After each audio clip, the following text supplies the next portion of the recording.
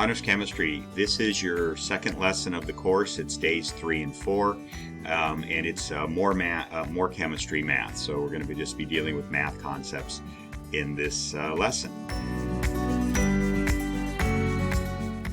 So accuracy and precision. Accuracy, the accuracy of a measurement indicates how close it is to the known true value. Now, you don't always know a known true value. Sometimes that's what you're doing the research to find out, is what a value is. But generally in high school chemistry, there is a known value for many of the things that we measure, and so it's a way to compare the value that you obtained in a lab experiment with what the actual known true value is. The precision of a measurement indicates how closely grouped the measurements are.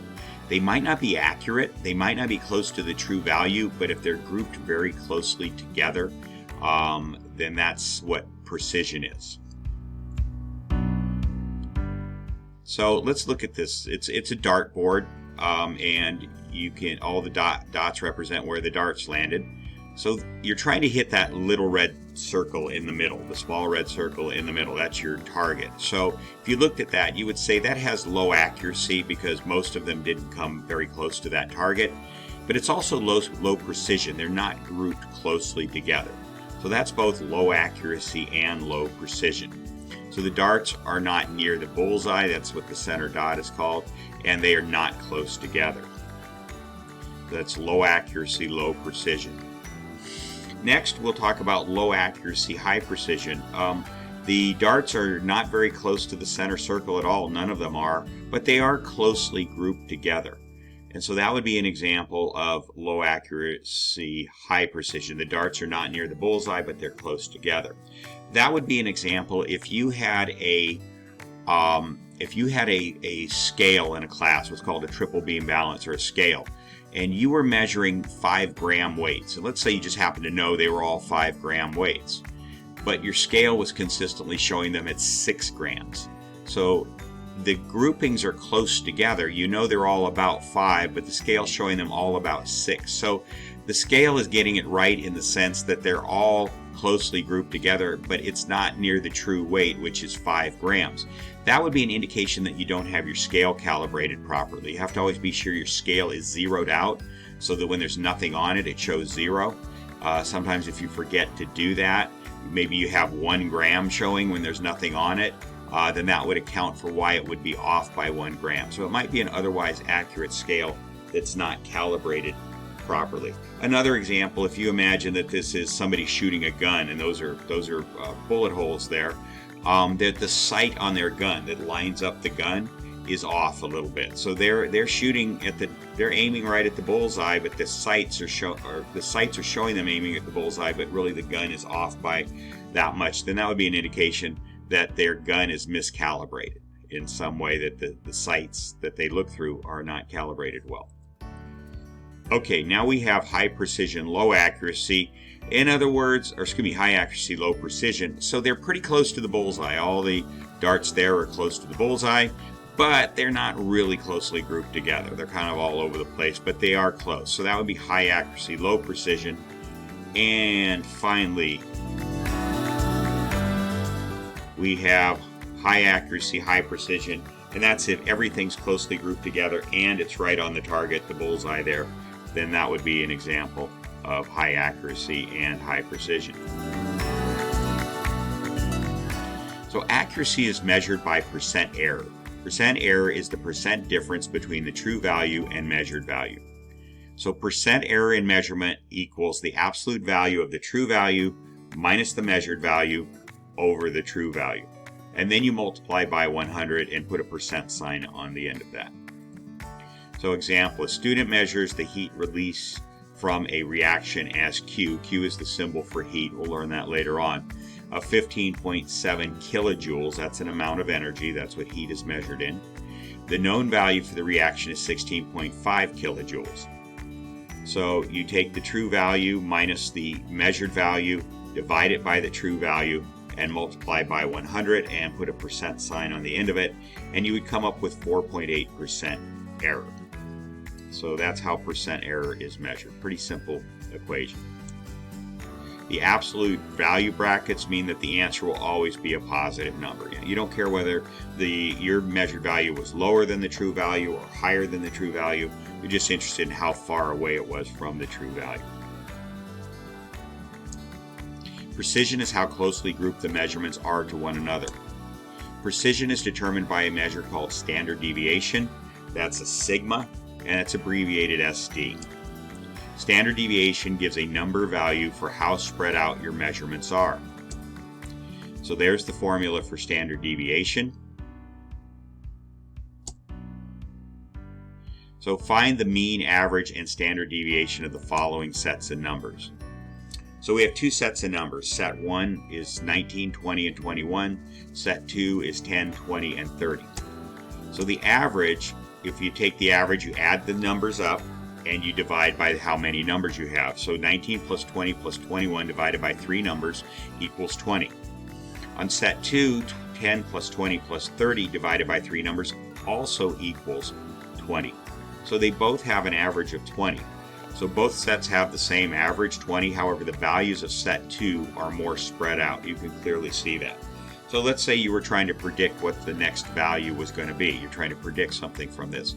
If you have the 19, 20, 21 set, you're a lot more comfortable making a prediction. It's either going to be 19 or 20 or 21, very likely. If you have the 10, 20, or 30 set, it could be anywhere from 10 to 30. It could be 15, it could be 28, it could be 21, it could be 18, it could be any number between 10 and 30. You'd be a lot less confident of predicting what the next value is going to be.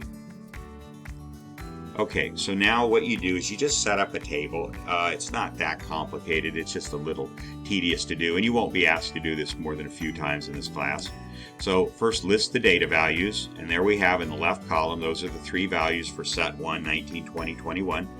2, you list the mean value, so you list the mean 20 on all 3 lines, all 3 rows.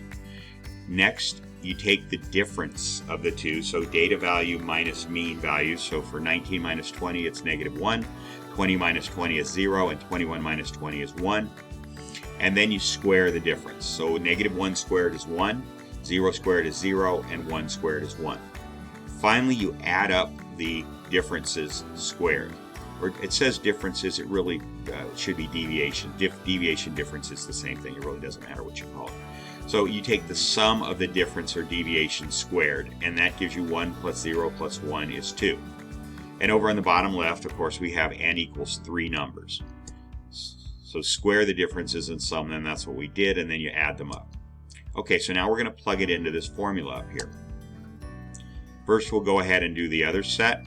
So it's list the data values, 10, 20, and 30. The mean is still 20. If you subtract 10 minus 20 is minus 10, 20 minus 20 is 0, 30 minus 20 is 10. And then you square those differences. So -10 squared is 100, 0 squared is 0, 10 squared is 100. You add those up, and you get the sum of the deviation squared is 200. So now we'll go ahead and plug those in. And there's the steps right there. There's the formula. Okay, so here we go. So for the first one, we had a sum of the deviation squared was 2, divided by n minus 1, that's 3 minus 1, so that equals 2. So 2 over 2 equals 1, and the square root of 1 equals 1. So the standard deviation for set 1 is 1. Over on the right, the sum of the deviations squared was 200. Again, n is 3 minus 1, so it's 2. So 200 divided by 2 is going to be 100, and the square root of 100 is 10.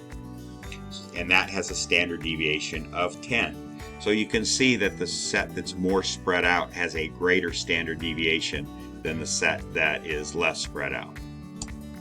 The higher standard deviation of set 2 indicates that the data in this set are more spread out than the data in set 1. 68% of the values will fall within one standard deviation of the mean. This set, small data set, is not enough data points to see that here. So let's look at this. This is a normal distribution, and that rule of 68% applies to a normal distribution. So if you look at the center of that curve, that bell curve there, that is the average, that's the mean, that's mu down there in the bottom center. So it means if you go 1 standard deviation to the right, you'll capture 34.13% of all the values that you're dealing with. If you go 1 standard deviation to the left, that's again the pink area, you'll capture 34.13. If you add those together, you get 68.26, but generally we just say it's 68%. So 68%, a little more than 2/3 of your values will fall within plus or minus 1 standard deviation. So what does standard deviation really mean? A normal distribution, also known as a bell curve, has values evenly distributed around the mean of the average. So on a normal distribution, about 68% of the values fall within 1 standard deviation of the mean in either direction. The pink area on the distribution to the right represents plus or minus 1 standard deviation from the mean. And let me actually expand on that. If you're in the pink or the blue area, you're plus or minus 2 standard deviations from the mean. So that would be the additional 13.59% on both sides. So if you added up all those numbers, 13.59, 34.13, 34.13, and 13.59, all of the pink and all of the blue, you'd have roughly 95%. So 95% of your values will fall within 2 standard deviations of the mean. And if you go out to those green areas, that's almost everything. Plus or minus 3 standard deviations would capture about 99.5% of your values. It's almost everything. Just a small little bit is outside of 3 standard deviations from the mean. Okay, so let's take an example here. The following shows scores on a 12-question quiz. So you had 1 student get an 11 out of 12 right, 3 students got 10 out of 12 right, 4 got 9 out of 12 right, and so on. So going ahead, if you compute the mean on this, there's 22 numbers, you add them up, you divide by 22, you get a mean of 7.6. So that's what that red arrow over on the right is pointing down to. That's 7.6 right there, and that's the average of the mean. If you compute the standard deviation of these numbers, you'll come up with 2.1. That means that the 2.1, if you add 2.1 to 7.6, you get 9.7. And that's where the bracket is on the right over here where my cursor is right here. That's the bracket, that's 9.7. And if you take 7.6 minus 1 standard deviation minus 2.1, you get 5.5, and that's where I'm circling over here on the left side of that bracket. So that means that roughly 68% of your values should fall within this bracket right here. So this means that 68% of the values should fall between 7.6 plus 2.1 and 7.6 minus 2.1. So we actually see 14 of the 22 values, or 64% of the values, fall within plus or minus 1 standard deviation of the mean. The discrepancy is due to the fact that the data does not form a perfect normal distribution. You notice how it's kind of lopsided to the right? And so it's not a perfect bell curve. That's one reason. The other reason is you're dealing with a small data set. 22 is not a very large number. If you were dealing with 1,000 numbers, you would come very close to that 68% number. But as the data set gets smaller, you get to where you don't really necessarily come real close to the 68%. Okay, logarithms. So this is something most of you have had in math. And if you haven't, don't worry. We don't get deeply into it in chemistry, but there are some formulas that involve logarithms. Occasionally you have to manipulate and use some log principles, but a lot of times it's just plugging numbers into the logarithm to come up with what the log of a number is. So a logarithm is an exponent. An exponential function is a function with the x independent variable in the exponent. Logarithms are the inverse functions of exponential functions. So 10x, 10 to the x power equals y. Log base 10 of y equals x. So the 10 to the x and the log base 10 of y equals x are inverses of each other. What log base 10 of y, log base 10 y equals x means is what exponent do you need to raise 10 to get y? In other words, look at the left. It's saying what the left is saying. I have to raise x to what? I have to raise 10 to what exponent to get y? Well, the answer is I have to raise 10 to the x to get y. So we'll see some numeric examples. So example, 10 squared is 100. the log base 10 100 equals 2. So if you look at the log, it's saying if it's base 10, it means I have to raise 10 to the second power to get 100. You just kind of switch the numbers around there. So the parts of the log are the base, the argument, we don't use that term a lot, and the exponents. So that's what those are called. Log A means log 10, base 10A. So in other words, if no base is shown, then the base is assumed to be 10. So if you don't have to write log base 10, just writing the word log will assume base 10 unless you write some other base to it. Natural logs. A special base that appears in nature is 2.718. In other words, instead of a log of base 10, you have a log of base 2.718. The letter E represents this number, and it's called Euler's number. And a special symbol for logs of base E is ln. So you don't write log of base 2.718, you just write ln, and that means log of 2.718. Why 2.718 is a magical number is, we're not going to talk about that. It just is. It appears in nature all the time, just like pi. Pi is 3.14159. Why is pi that number? It just is. And so Euler's number is what it is, and you don't have to concern yourself anymore with it other than to be able to use it and use a natural log. A special base that appears in nature is 2.718. The letter E represents 2.718, called Euler's number. And a special symbol for logs with base E is ln. It's not 1n, it's ln, as in natural log with the words reversed, log natural. Okay, so log of base E of x is the same as ln of x, what I was just saying. You never write log base E, you just write ln. Inverse functions are functions that reverse each other. For example, addition and subtraction are inverse functions.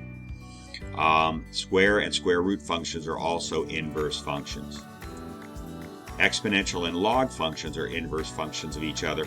Now this is one operation you'll have to do from time to time. Not often, but from time to time in chemistry. So in other words, an inverse function, if you take the number 2 and you raise 10 to the second power, you get 100. If you then take the log base 10 of 100, you get back to 2 again.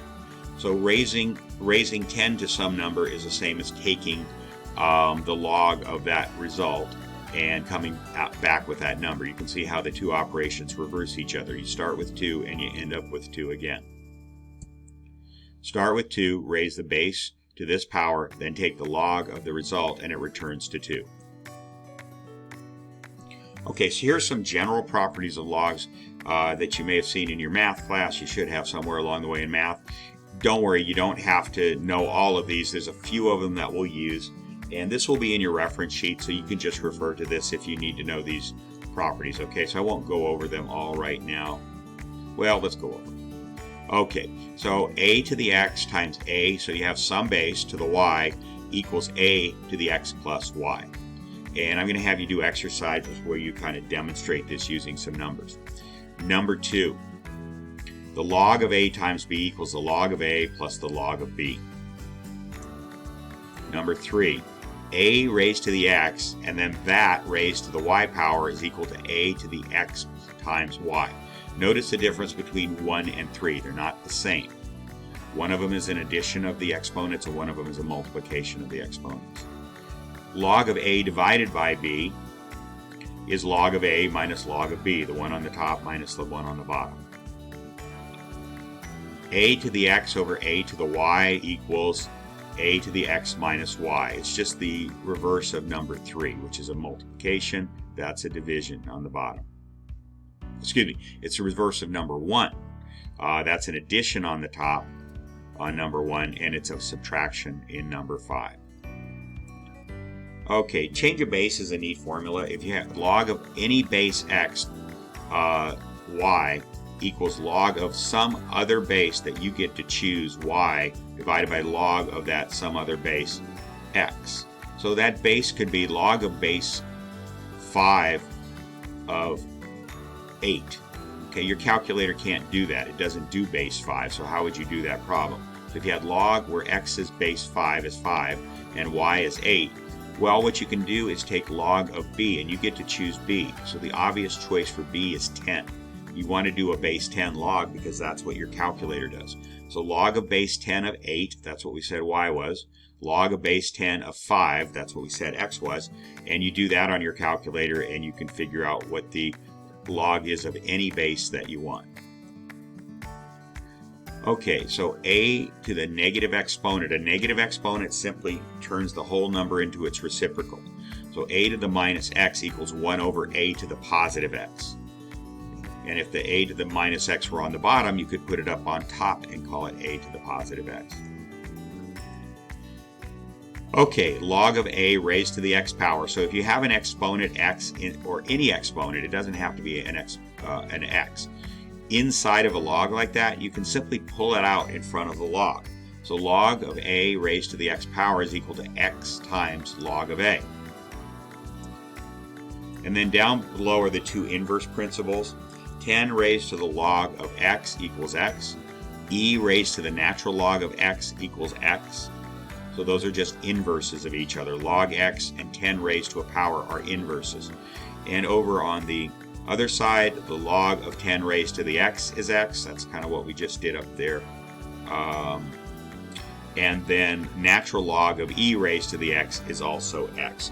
Those two, 9 and 10, we will definitely be using a few times in the class. Not a lot, but a few times. Okay, find the value of x in the following equation. So you have 4 raised to the 2 plus x power equals 3.2. Okay, so how do you unwrap that x? You need to get that x out of the exponent and get it to sit all by itself so you can come up with a value of x. So you take the log of both sides, and it's the log base 10. You go ahead and do log base 10. So log base 10 of 4 raised to the 2 plus x equals log of 3.2. So in math, anything you do to one side, you can do to the other side. Okay, using Rule 8, moving the 2 plus x term in front of the log, we have 2 plus x log 4 equals log 3.2. Now you can compute log base 10 of 4 and log base 10 of 3.2 on your calculator. So find the log of 4 and 3.2. So for 4 it's 0.602 and for 3.2 it's 0.505. Now you divide both sides by 6.602 and subtract 2 from both sides, and you're solving for x. In other words, you get x equals negative 1.16. So that's how you solve that. So you use an inverse to do that. Find the value of x in the following equation. Natural log of 2x equals 3.2. So we have to get the x outside of that natural log. It's stuck inside that natural log. We need to get it out. So how do we do that? Well, we use the other form of inverse. You raise e to the ln 2x power on the left and e to the second power on the right. So you see the equation there. Anything you do to one side, you can do to the other. So if ln 2x equals 3.2, then e raised to the ln 2x will equal e raised to the 3.2 because those are both the same value. Okay, now that you've done that, as long as you perform the same math operation on both sides, it's legal. So using Rule 9, this creates an inverse on the left. So the e and the natural log on the left side reverse each other. They inverse each other. So the 2x comes out all by itself, and then the e to the 3.2 you just calculate on your calculator. A scientific calculator will have natural log functions, and that gives you 24.5. Now you divide both sides by 2, and you get x equals 12.5. Okay, just a little bit of practice on these inverses, and they're not very difficult. Logarithms serve two main functions in science. So this is why do we use them at all? They linearize, make a straight line out of curved exponential functions so that analysis becomes possible. They scale down outputs of an exponential function to make graphing possible. So let's look at this. We're just graphing the most basic type of base 10 exponential, y equals 10 to the x. So if you plug in values for x of 0 to 5, then you see on the right your y values, your output, comes out to be anywhere from 1 to 100,000. Well, if you're trying to graph that, that's crazy. On a piece of graph paper, you can't graph from 1 to 100,000. It's just too broad a range. So it's not really possible to graph that, even though we only put in 6 very small numbers as the x values. Now look at graph of log of 10 to the x. You put in x equals 0 through 5, and now you get out a y, since you're taking the log of it, of 0 through 5. So that you can very easily graph 0 through 5 on a piece of graph paper. So it scales things down so that they're of a size, of a range, that we can actually graph it on a piece of graph paper. So there's the graph of y equals 10 to the x. And I have a standard size computer screen, so from 0 to 10 is about an 1.5 inches on my computer screen. I'm just going to make a point here about that. So if we plot an exponential, the graph will increase so quickly that it will not fit on a piece of graph paper. It also produces a curved line. If you extended this graph to x equals 10, so in the last table we did x up to x equals 5, if you did to x equals 10, that red line, believe it or not, would reach beyond the moon. That's how fast that would grow. Now, if you graph log of 10 to the x, plotting x against log produces numbers that can easily fit on a piece of graph paper. It also linearizes, creates a straight line of the data. Unlike the graph on the left, this graph can easily display x up to 10, x from 0 to 10. So there you can see that, and it straightens the line. So what you can do is do analysis. You all know how to do the slope of a straight line. If you don't remember, we'll refresh your memory on that. So you could easily find the slope of this, whereas finding the slope of a curved line like the one on the left requires calculus. So it simplifies graphs in those two ways. That's what logs do. They simplify graphs in those two ways, straight line and reducing the range of the output numbers.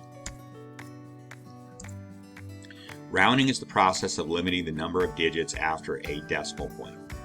So example, round the following number to 3 significant figures. Significant figures will be covered later. Okay, so that means we want 3 digits only. Just think of it that way. So this is 3 significant figures. So we're going to use the next digit after the third to be our rounding digit. If the next digit to the right, the 6, is less than 5, the 7 stays as a 7. That's the third and last digit we want, is that 7 digit. So it stays at a 7. If it's less than less than 5, meaning 4.99 or less. If the digit next to the right, the 6, is 5 or greater, then the 7 is rounded up to an 8. The final answer is 3.48. You're going to round it up. The 6 is going to go up. That 6 is going to make the 7 go up to an 8, so your answer is 3.48. Okay, so that takes care of this lesson. Most of you have had this math. It may not be fresh in your mind, but again, we're not doing all math, but when you get to math, you don't want to be stumbling over the math. You want to be focused on the chemistry. So we'll practice some of these on this assignment, and we'll get into significant figures on tomorrow's lesson. All right, see you in class.